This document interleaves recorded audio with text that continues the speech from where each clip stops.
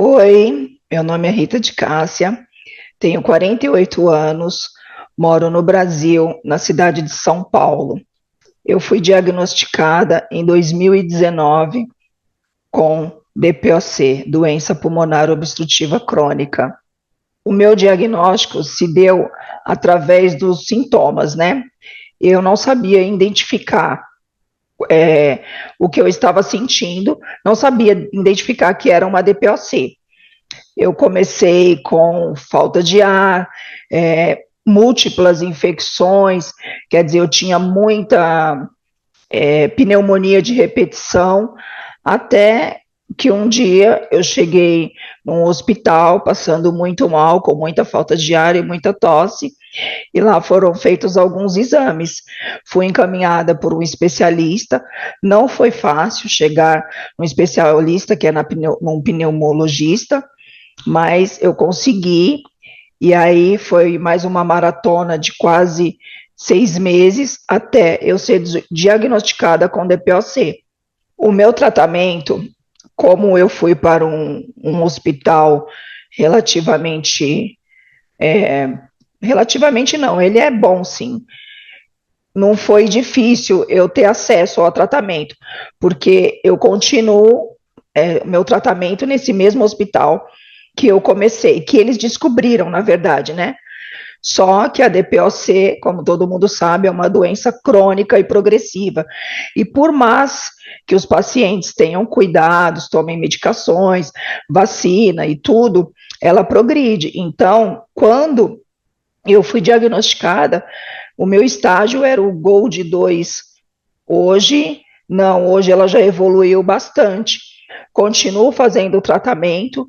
No meu caso, eu não encontro dificuldades em acesso à medicação, eu tenho acesso à medicação de alto custo, tudo, só que a questão de reabilitação pulmonar, sim, isso é uma barreira. A reabilitação pulmonar eu nunca nem tinha ouvido falar até então. Como eu disse, eu fui diagnosticada em 2019, logo entrou a pandemia e eu passei relativamente a pandemia bem. Em 2022, para minha surpresa, eu achei que eu estava em uma crise, uma exacerbação. Fui parar no hospital e lá eles descobriram que eu estava com Covid. Não precisei ficar internada, acho que fiquei 24 horas no hospital, eles me liberaram para casa, enfim. Após o período, eles pediram uma tomografia e lá verificou que tinha algumas sequelas pulmonar. Aí sim foi quando eu conheci a reabilitação cardiopulmonar, que até então não tinha ouvido falar. Fui encaminhada para esse protocolo pelo hospital. O protocolo deles são 3 meses. Eu fiz e me senti melhor, porque como eu tive a Covid, é, a minha respiração tal ficou bem mais prejudicada, assim, né? Eu me sentia mais ofegante, mais cansada. E me senti bem. Terminei esse protocolo, segui a vida. Só que o médico não falou para mim assim, nunca falou para mim: olha, Rita, vai fazer exercícios, vai andar, vai fazer alguma coisa. Não. E continuou. O ano de 2022 passou, terminou, veio o ano de 2023. No ano de 2023, eu tive outra exacerbação. Dessa vez, um pouquinho como eu sinto, né? Eu sou a paciente, eu acho que foi pior do que a do Covid, porque eu fiquei bem ruim mesmo. E aí, novamente, passado, eles me encaminharam para outro protocolo de reabilitação. Porém, esse protocolo se estendeu, foi 6 meses, e eu criei um vínculo legal com o fisioterapeuta. E aí ele foi me explicando que a gente vai se conhecendo, a saturação, a minha saturação limítrofe, essas coisas. E foi muito benéfico para mim. E isso eu segui na vida. Claro que eu tenho falhas. Eu não vou falar que eu sou, nossa, faço exercício todos os dias. Não. Mas eu continuo. Hoje eu vou para academia, faço esteira, adoro fazer esteira. Não consigo andar mais do que 4 quilômetros. Não consigo inclinação. Faço um pouquinho de musculação. Mas eu creio que dentro das minhas limitações eu estou indo bem. Esses 4 quilômetros que eu consigo na esteira, Para mim é bom, eu me sinto bem. Só que quando eu tenho que fazer um pouquinho de musculação, principalmente para membros inferiores, 3 pernadas que eu dou, eu já chego no limite da minha saturação, né? Então eu alcanço a minha saturação limitrofe muito rápido. Alcançando rápido, eu não consigo executar o exercício bem, eu não consigo fazer uma série de 5 repetições. Então, quer dizer, às vezes eu penso que eu estou enxugando gelo, mas por outro lado eu falo, não, eu tenho que continuar, eu tenho que persistir. E agora eles suspeitam de uma hipertensão pulmonar, né? Eu estou numa fase de investigação. Essa indicação, o médico tivesse falado para mim, olha, você tem um problema respiratório, né, óbvio, mas vai fazer um exercício, vai praticar um exercício, que seja uma caminhada, essas coisas, eu acho que eu estaria talvez muito melhor. E quando eu não faço, eu sinto uma regressão. Eu não sou uma pessoa disciplinada. Por quê? Porque aqui, acho que está globalmente, o tempo não ajuda, né? Uma hora tá calor, outra hora tá frio, tá chovendo, o tempo muito seco. Então isso impacta muito na minha saúde respiratória. Então eu não consigo manter uma rotina de ir todos os dias ou ir 4 vezes durante a semana. Mas eu sou muito fiel na parte da esteira e é uma coisa que eu gosto também, me dá prazer. Eu faço 30 a 40 minutos e quando eu não vou, quando eu fico 15 dias ou 10 dias que seja, sem fazer esteira, sem andar, sem me exercitar de alguma forma, eu sinto uma piora na minha respiração, sabe? Eu fico mais ofegante, me canso muito fácil, embora eu já me canse fácil, mas é bem pior. Então, eu espero continuar, sabe, mesmo com as falhas, continuar aí no meu processo de reabilitação comigo mesma, né? E ver que isso é muito bom para mim e para todas as pessoas que eu tiver oportunidade de falar, façam exercícios, sabe? Às vezes você acha que, eu não consigo andar 10 minutos, tenta. Você começa com 5, 10, depois vai melhorando. Ou às vezes aquele pouco que você consegue já é muito bom para si. A parte do medo, eu sei que tem muitas pessoas que têm medo, eu faço parte de alguns grupos e eu vejo eu tenho medo de desmaiar, tenho medo disso, tenho medo daquilo. Eu acho que tudo vai do autoconhecimento. Eu sei que tem muitas pessoas, mesmo hoje em 2025, que talvez não tenham acesso à internet, ou também muitas pessoas que não procuram é, conhecer, estudar a sua patologia, né?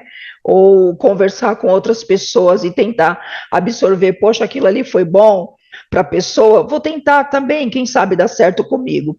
No meu caso, como eu fiz 2 protocolos de reabilitação pulmonar, eu fui vendo alguns macetes, eu comprei um oxímetro de dedo, então eu vou para academia, eu uso o oxímetro, entendeu? Vou olhando lá, inclusive eu faço até vídeos, na minha última consulta eu mostrei para o meu pneumologista, faço vídeos, entendeu? Ó, chegou a tanto, eu vejo, chegou a 87, eu diminuo, sabe? Ou se eu estou fazendo alguma coisa na parte da musculação, eu paro, faço a técnica do cheira a flor e assopra a vela para ir controlando a respiração, né? Tem tudo isso, tem que se conhecer. Também não é, sabe, sair correndo achando que vai ser um atleta ou uma atleta que não é assim. O Dr. Vinícius Iamonte é o fisioterapeuta do HC e ele, assim, é um best-seller. E ele que ensinou a técnica do cheira a flor e assopra a vela. E isso ajuda muito a regular a saturação no momento de dispneia. É muito bom. Podem testar que vocês vão ver que funciona. E o acesso à reabilitação, como eu disse, foi através de 2 pioras que eu tive, né? E como eu já passo no hospital bom, só que eu passo via SUS, eu não tive nenhuma ajuda de custo. Para mim fácil acesso, porque eu tenho ônibus assim na porta de casa, metrô, tenho uma condição financeira que a minha família me ajuda para mim poder pagar a condução. Mas eu sei que tem muitas pessoas aí pelo mundo afora e no Brasil que não tem esse acesso. Tem gente que não tem acesso nem à medicação de alto custo, tem que entrar na justiça para conseguir. Dirá uma reabilitação pulmonar, que tem muitas pessoas que também, como eu, nem sabe, como eu não sabia lá atrás, nem sabe que isso existe e que isso é bom para a DPOC. Aqui eu acho que a reabilitação deveria ser prescrita em UBS nos bairros, porque tem muita gente que tem a doença e às vezes nem sabe. Quando vai ter o diagnóstico, já está bem avançada. Então, e para mim não foi difícil, né, nessa parte. Eu não tenho assim o que reclamar. Graças a Deus, eu consegui fazer a reabilitação e hoje eu continuo numa academia, né, particular, tenho que pagar.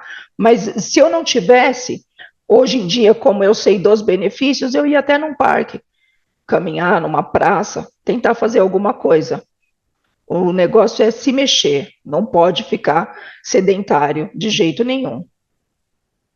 Quem descobriu a doença agora, quem descobriu, vá procurar entender, estuda, pergunta, não tenha medo, não tenha vergonha de perguntar para o médico e de expor o que está sentindo. Para a família também, porque a DPOC vai além da aparência. A DPOC é uma doença, assim, meio que invisível, né? As pessoas só vê, às vezes, falam assim, ai, você está com preguiça, ai, que frescura, nossa, você não consegue subir 3 degraus e você cansa, vai fazer alguma coisa, mas a pessoa não sabe o que você está passando. Então, a DPOC, ela vai além da aparência. E que a pessoa, que vocês, nós, né, façamos o tratamento, sabe? Seguir certinho, tomar as vacinas, as medicações e se exercitar. Isso é muito importante. Se você tem medo, conversa com o seu médico. Olha, doutor, eu ouvi falar que se fazer exercício ajuda. Ele vai falar para você que é bom. Porque talvez na consulta o médico também nem dê tempo de prescrever, né, uma reabilitação pulmonar. Mas tudo tem que ser feito com consciência e com autoconhecimento, de você se conhecer e ver os seus limites, até onde você é capaz sem se prejudicar. A gente tem muito fôlego ainda pela frente, muito fôlego, a gente tem que ter sede de viver, respirar, respirar é muito bom. E a DPOC não é o final, o diagnóstico não é o final, a gente tem que lutar pela saúde da gente. E familiares, se puder, acolham, sabe, ajuda, não criticar. Tem muita gente que não tem rede de apoio, não tem com quem conversar, com quem desabafar, porque é uma coisa que a respiração é a vida, né? Mexe muito com a gente. Tem muitas coisas que a gente fica limitada, não consegue fazer, não consegue acompanhar outras pessoas em muitas coisas. E isso causa uma frustração, às vezes uma depressão, um isolamento social. Tem uma frase que eu gosto muito: o dia que a morte me encontrar, ela vai me encontrar vivendo. Quando eu falo que a DPOC é além da aparência, porque às vezes a pessoa vê você assim, ah, isso é tão bonito, você é tão bonita. Poxa, sabe, as pessoas classificam você ser deficiente, você ter uma doença, se você está acabado, acabada, mutilada, mas não é, sabe? Uma pessoa que, qual exemplo que eu posso te dar? Um cadeirante tem mais fôlego do que eu. Ele consegue empurrar a cadeira de roda até correr. Eu não consigo acompanhar ele. E é verdade, isso não é mentira. Meu sonho é que a DPOC tenha cura, né? Que não seja uma doença progressiva. Quem sabe um dia.